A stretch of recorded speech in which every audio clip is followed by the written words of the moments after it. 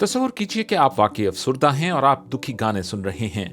यह अमल सूरत हाल को मजीद बदतर बना देता है। ऐसा ही कुछ सोशल मीडिया के हवाले से भी है कि अगर आप खुद को दुखी महसूस कर रहे हैं और आपकी टाइमलाइन पर इस तरह के मवाद की भरमार हो जाए जो खुद को तकलीफ पहुंचाने और खुदकुशी की तरगीब देता हो, क्या सोशल मीडिया एल्गोरिदम्स खुदकुशी के ख्यालात को बढ़ा सकते हैं? एक नए अदालती फैसले में कहा गया है कि सोशल मीडिया एल्गोरिदम्स खुद को तकलीफ पहुंचाने और यहां तक कि खुदकुशी तक पर आमादा करने का सबब बन सकते हैं। इसकी मंतक यह है कि जब आप ऐसा मवाद देखते हैं और इसे पसंद करते हैं जो खुद को नुकसान पहुंचाने पर आमादा करने वाला हो, तो एल्गोरिदम्स आपको ज्यादा से ज्यादा ऐसा मवाद दिखाएंगे क्योंकि उनका काम ही यही है। लेकिन इसका जिम्मेदार किसे ठहराया जाए?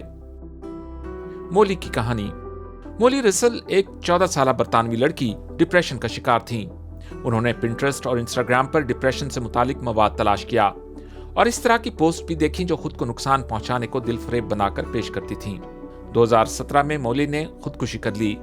अब एक बरतानवी अदालत ने फैसला दिया है कि ऑनलाइन मवाद के मनफी असरात ने मोली की खुदकुशी में किरदार अदा किया। न्यूयॉर्क टाइम्स के मुताबिक ये शायद पूरी दुनिया में ऐसा पहला मौका है कि इंटरनेट कंपनियों को खुदकुशी के लिए कानूनी तौर पर जिम्मेदार ठहराया गया है।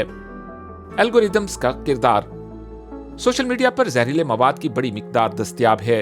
मोली, जो जहनी सेहत के हवाले से एक मसले से गुजर रही थीं, अपनी उम्र की वजह से ऐसे मवाद के सामने कमजोर थीं और बहुत ज्यादा इम्कान है कि वो इससे मनफी तौर पर मुतासिर हुईं। वो ऐसी अकेली फर्द नहीं हैं।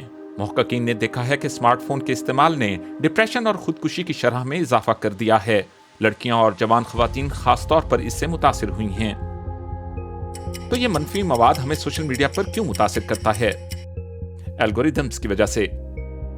एल्गोरिदम्स का मकसद ही यही होता है कि आप एक प्लेटफॉर्म पर ज्यादा से ज्यादा वक्त गुजारें। वो आपको ऐसा मवाद दिखाने में मदद करते हैं जो आपको मुतासिर करता है, भले वो मनफी नौयत का ही हो। तो इल्जाम किसको दिया जाए? मोली की मौत के हवाले से अदालती समाअत में इंस्टाग्राम और पिंटरेस्ट पर इल्जाम आयद किया गया और इन दोनों प्लेटफॉर्म्स पर खुद को नुकसान पहुंचाने को दिलफरेब बनाकर पेश करने वाली वीडियोस मौजूद भी पाई गईं। इंस्टाग्राम और पिंटरेस्ट ने अपनी जिम्मेदारी पूरी करने के लिए गुज़श्ता बरसों के दौरान मुख्तलिफ इक़दामात किए हैं। अब अगर कोई सारिफ पिंटरेस्ट पर सेल्फ हार्म से मुतालिक मवाद तलाश करता है तो इसे मदद फराहम करने वाली वेबसाइट पर भेज दिया जाता है। इंस्टाग्राम की मालिक कंपनी मेटा का कहना है कि वो बच्चों की हिफाजत से मुतालिक खदशात और नौजवान अफराद के आज़ादी इजहार के दरमियान फ़र्क के लिए काम कर रहे हैं।